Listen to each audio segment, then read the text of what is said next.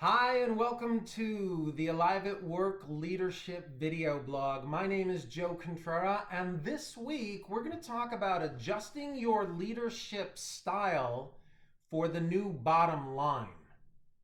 So everybody's talking about COVID-19, the coronavirus, and how we need to adapt as leaders to this new normal. So what does that mean? Adapt how? Change what? To me, the principles of great leadership never change. The same principles that made a leader extraordinary before the crisis still apply to today. And if you were a terrible leader before the pandemic, you're not going to be an amazing leader now.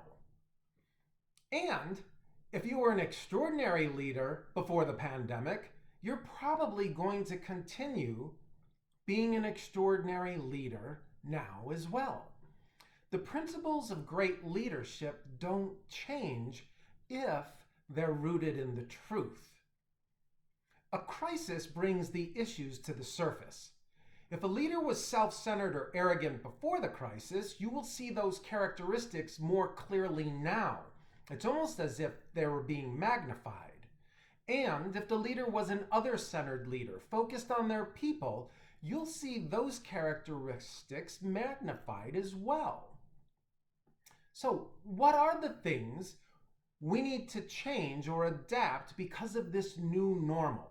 How do you, as a leader, become an even more effective leader? A leader who has the skills to more effectively influence others in this new virtual-based, socially distancing environment? Well, one of the ways you can become more effective as a leader is to pay attention to the new bottom line. Now, I'm not directly referring to the financial bottom line. However, this new bottom line does impact that in an indirect way. Let me explain. A few weeks ago, I was on a Google Duo call with a group of friends for a virtual happy hour. Now, I hadn't used the Duo app before, so I was a little unfamiliar with how it worked. But here's what I noticed. I was at the top right side of the screen for most of the call, along with a few other people who were up at the top. And I thought, that's odd. Why is there a whole lineup of folks down at the bottom of the monitor, lined up like little postage stamps? Well, about 25 or so minutes into the call, the moderator says, "Hey, what about you folks on the bottom line of the screen?" Well, it turns out that when you speak, you get pushed up to the top of the app. And when you don't speak, you stay at the bottom. I am embarrassed to say that for the first 25 minutes, I pretty much owned the top right corner of my monitor. In other words, all the extroverts were at the top, all the introverts were at the bottom, along with the technically challenged who were talking but didn't realize that they were on mute, so they basically stayed at the bottom. So what does this have to do with leadership? For years, I have been preaching, teaching, and educating leaders about the importance of asking questions in order to first understand what's going on in the minds of others. You see, beliefs, your thoughts, drive the behaviors and the actions determine the results we achieve or don't achieve at work or in our lives. See, until you understand what or how someone thinks, what they believe, your ability to influence their actions in the long term is going to be futile. Sure, you can tell people what you want, you can demand it, make statements, and talk 90% of the time, thinking that the more you talk, the more they will buy in, whether they agree with you or not.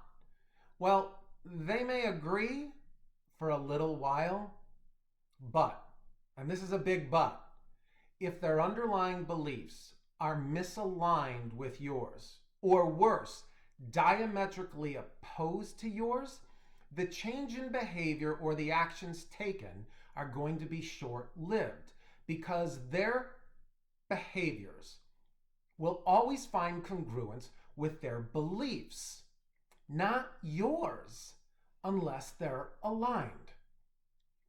Now, as a leader, you must understand the underlying beliefs of your people so you can make sure that the beliefs that are driving their behaviors and their actions will achieve the desired results. You see, we're no longer sitting in meetings, in rooms, in conference rooms, where we can see and sense the feeling in the room.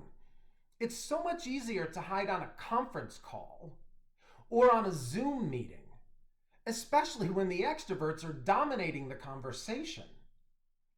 We're spending more time on the phone, more time than we ever have. We're no longer snuggled up in the office, sitting in a conference room across from each other where we can read everybody's expressions and what the feeling in the room is. Leaders, now more than ever, need to be even more in tune with their teams.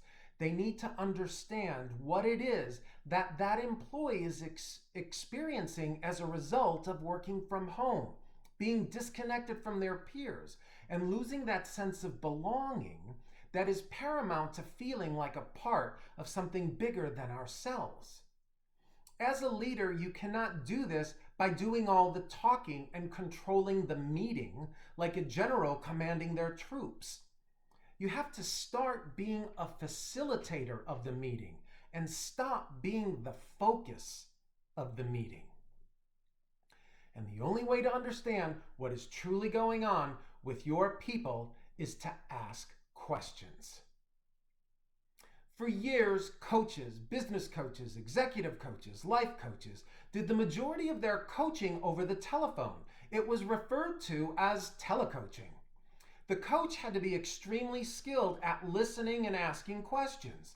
The coach held the belief that if they just asked the right questions, their client could figure out a solution to their problem.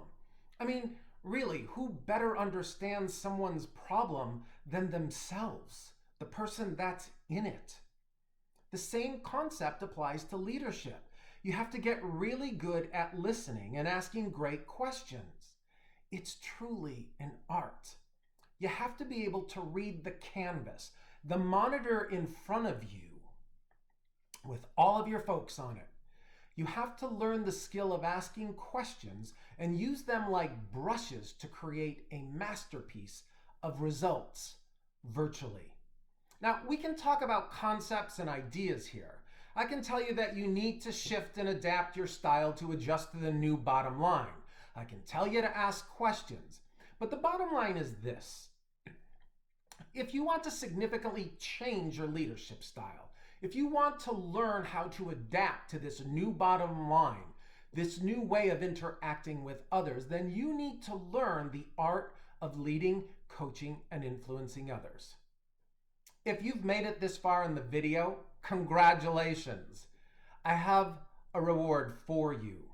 This is something I have never done and will probably never do again. All of this information that we're talking about, step by step by step, on how to master the art of coaching and asking questions, how to facilitate a meeting, how to leverage the skills that professional speakers use to influence others and their audience, is all in my latest book entitled Extraordinary Results: Mastering the Art of Leading, Coaching, and Influencing Others.